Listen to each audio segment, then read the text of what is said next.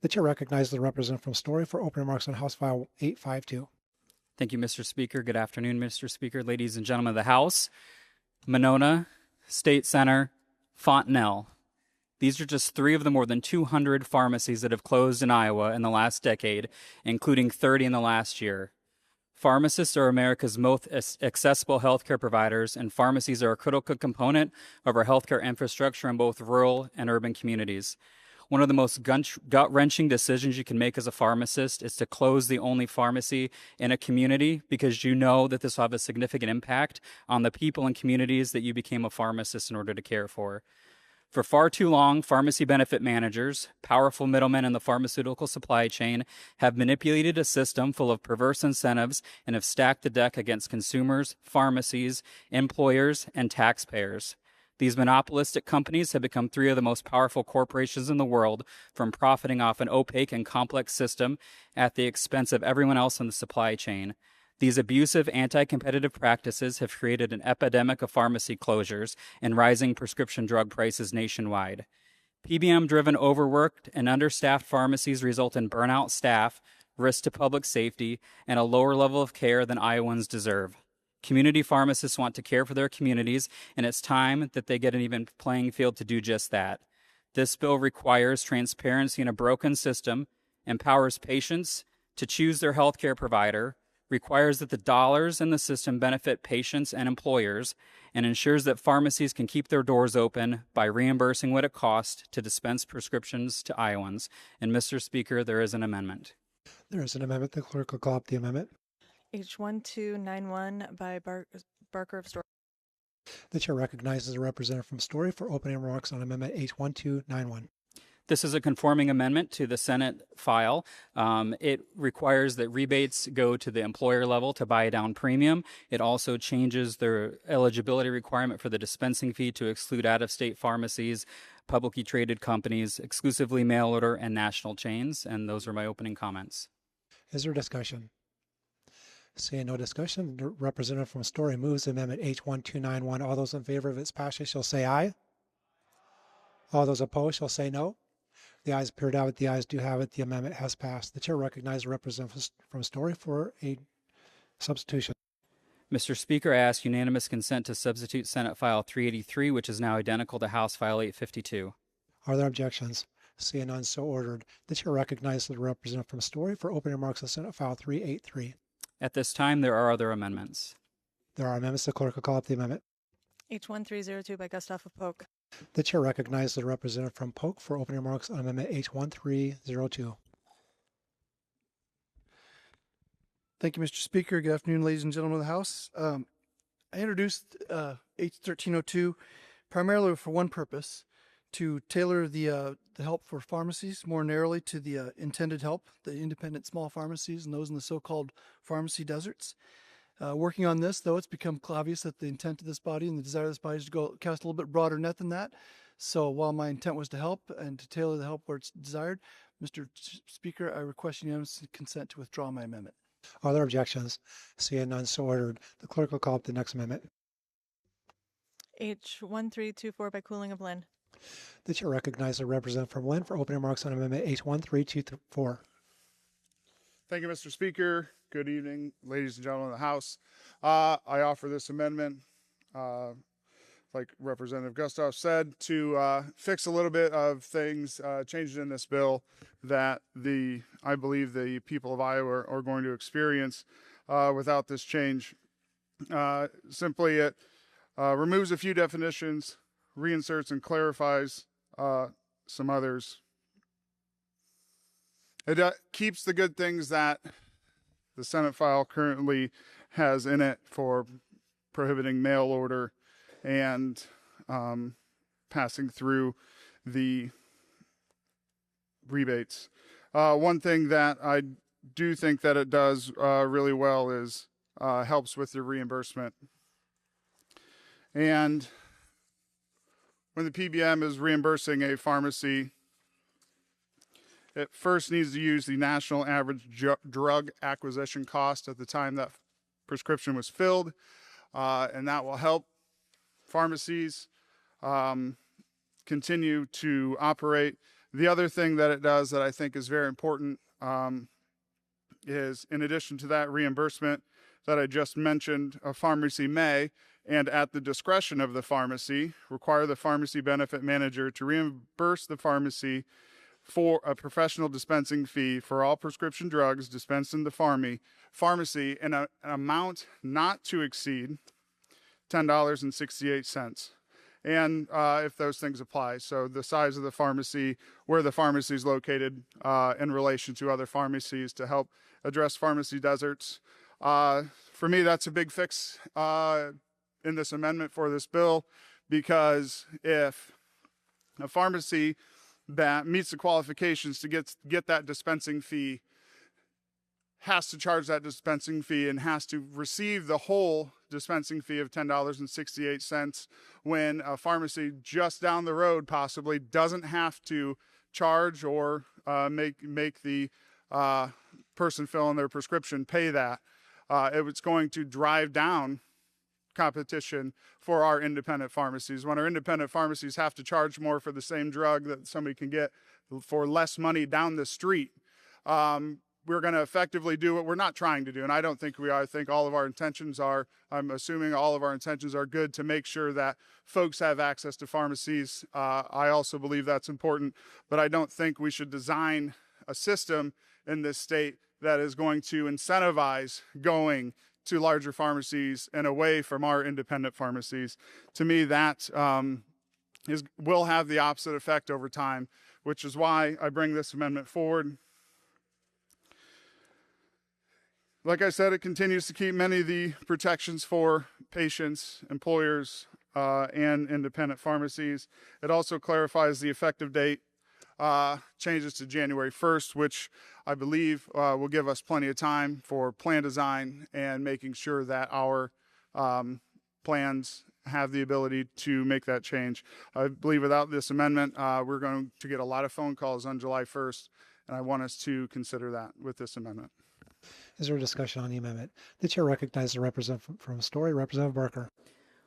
Thank you, Mr. Speaker. Well, I have a long list of why this amendment would be harmful and actually accelerate pharmacy closures. At this time, I question whether it is germane. Representative Barker, your point is well taken. Would the representative from Lynn like to make a motion? Yeah, this time, Mr. Speaker. Thank you, Mr. Speaker. I would ask for rule suspension to immediately consider the amendment. The representative from Story moves to suspend the rules, request a division record, and seconded by the representative from Polk. This is now a record roll call vote. The clerk will open machine, receive your vote.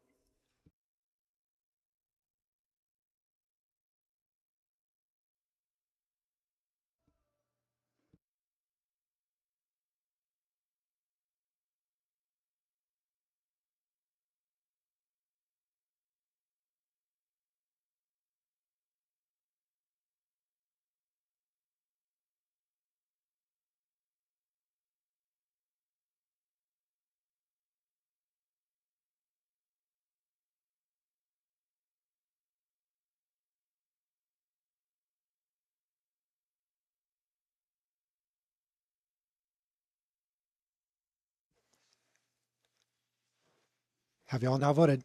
The clerk will close machine, receive your vote. The amendment has failed. We are now on Senate File 383 as amended. Is there discussion? The chair recognizes the representative from Dubuque, Representative Lundgren.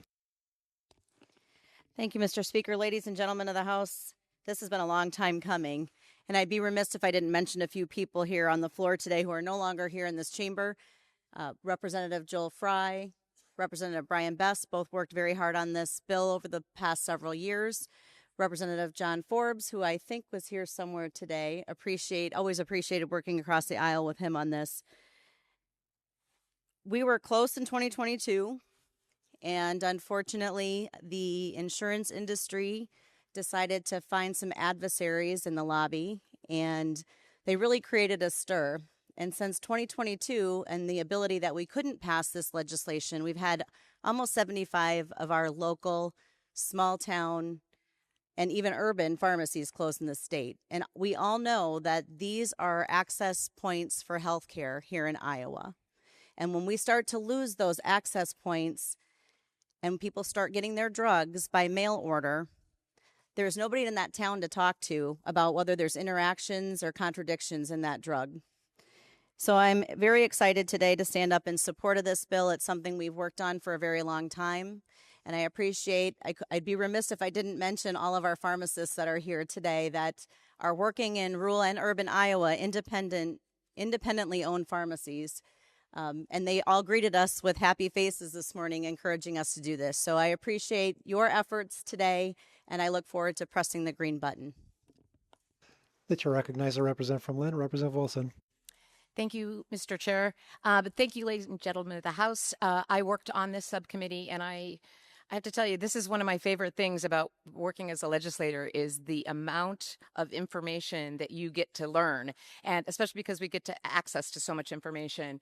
And boy, have I learned about pharmacists. When we had the subcommittee and we heard about how some of the rural pharmacists go to people's homes to deliver drugs.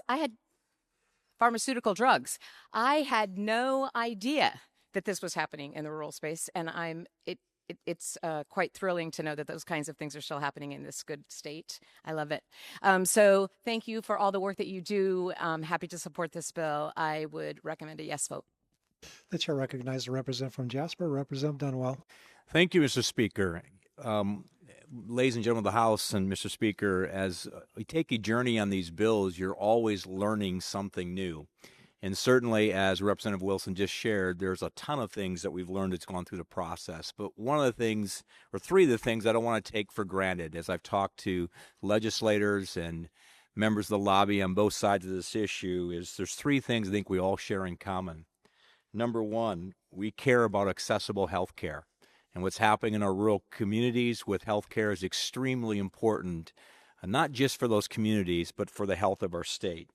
Number two, we're all interested in bringing down costs. So even when I'm talking to people on the opposite side, we share that common passion about how we bring down those costs that are either absorbed by a business or also by our constituents. And thirdly, we're all concerned about the direction of healthcare in America. And so I am very pleased that as I've gone through this journey to say this is one of those steps we take to accomplish all three of those things here in Iowa. And it is a bill that our constituents have been actively involved in. I've received hundreds of emails asking us to do something for PBM reform. And I just want to remind our constituents as I'm speaking to you, Mr. Speaker, and also to all the pharmacists here, it's an important issue for Iowans. And so I strongly encourage us to pass this bill today. And thank you, Representative Barker and Representative Lundgren, for your leadership on this issue and just the tremendous information that you have provided for us as we have worked through where we need to be on this issue. So I'm very excited to see this happen today. Thank you. The chair recognizes the representative from Ihaska, Representative Hayes. Thank you, Mr. Speaker. It is true, today marks a wonderful turning point, not just for Iowa, but for communities across the country who've been waiting far too long for some real action on PBM reform. So I am so excited to see this bill here finally. Thank you, Representative Barker and Lundgren and all of you that have supported it over this time. I know a lot of work has gone into it. Thank you, pharmacists, for advocating for your communities, advocating for your stores. I wanted to remind everybody that just last week, RFK Jr., Secretary of the United States Department of Health and Human Services, made some really pointed statements.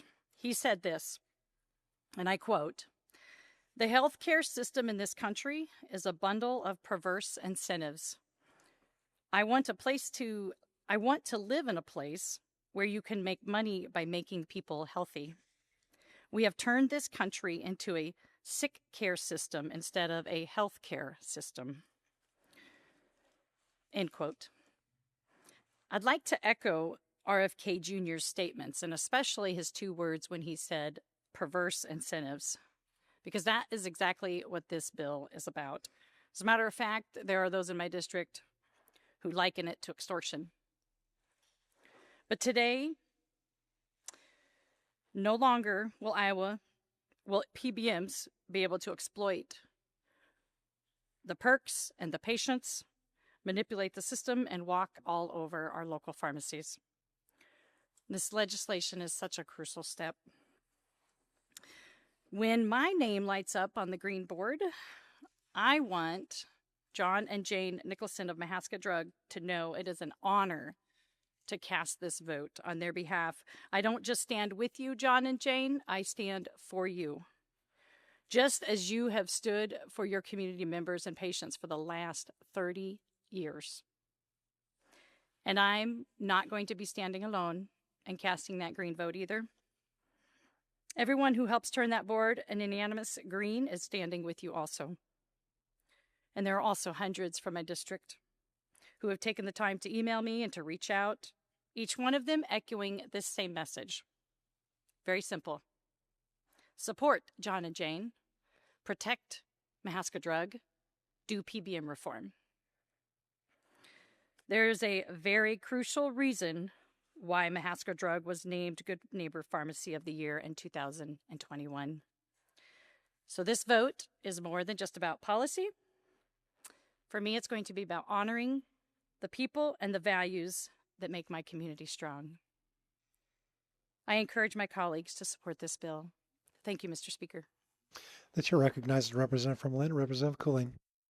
Thank you again, Mr. Speaker. Good evening again, ladies and gentlemen of the House. I want to rise in opposition to this bill as presented to us. I think we should have taken the time and amended the bill and not worried about what was going to happen across the hallway. It's not our concern what the Senate does. What our concern is that we send them good bills.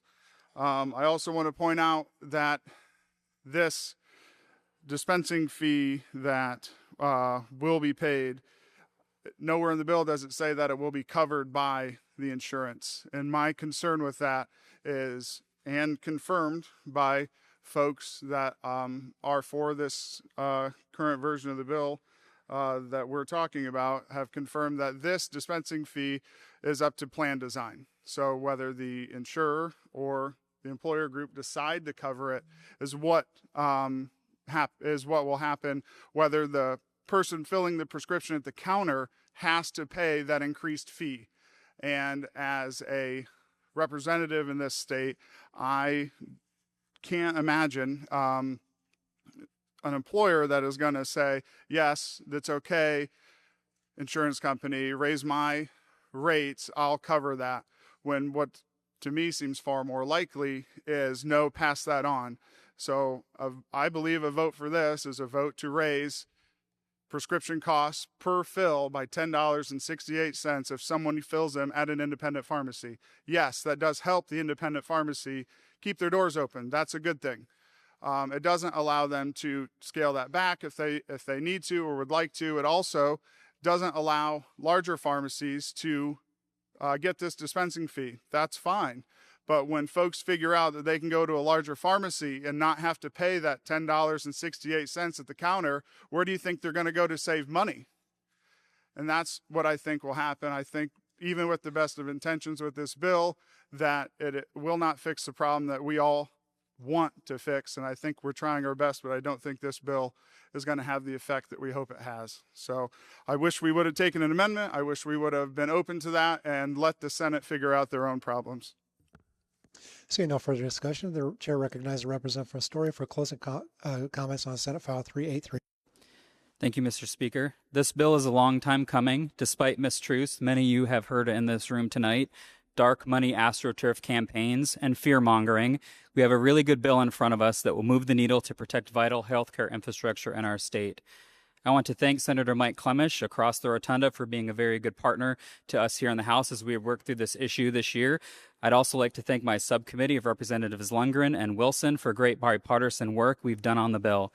I'm also thankful for so many members of this body who met with their local pharmacists and actively advocated on behalf of this bill.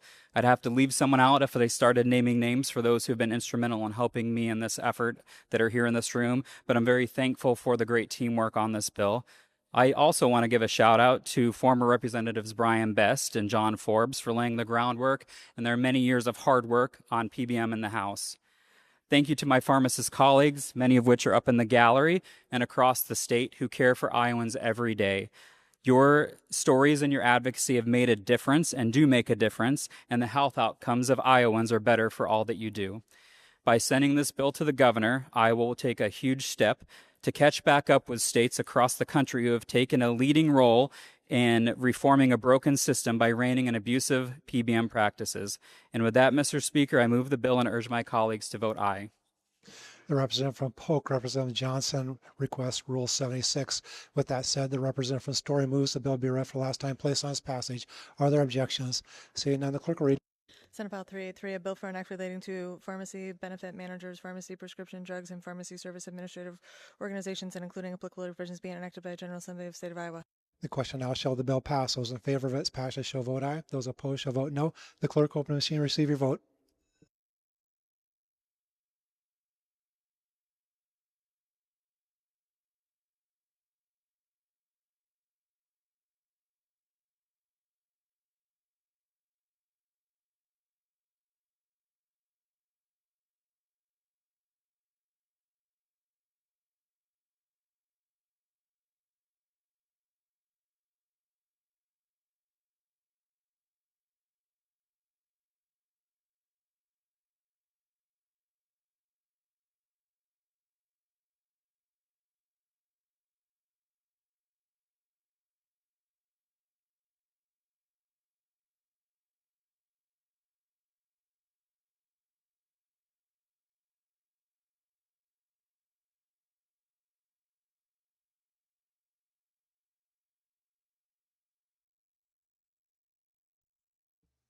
Have you all now voted?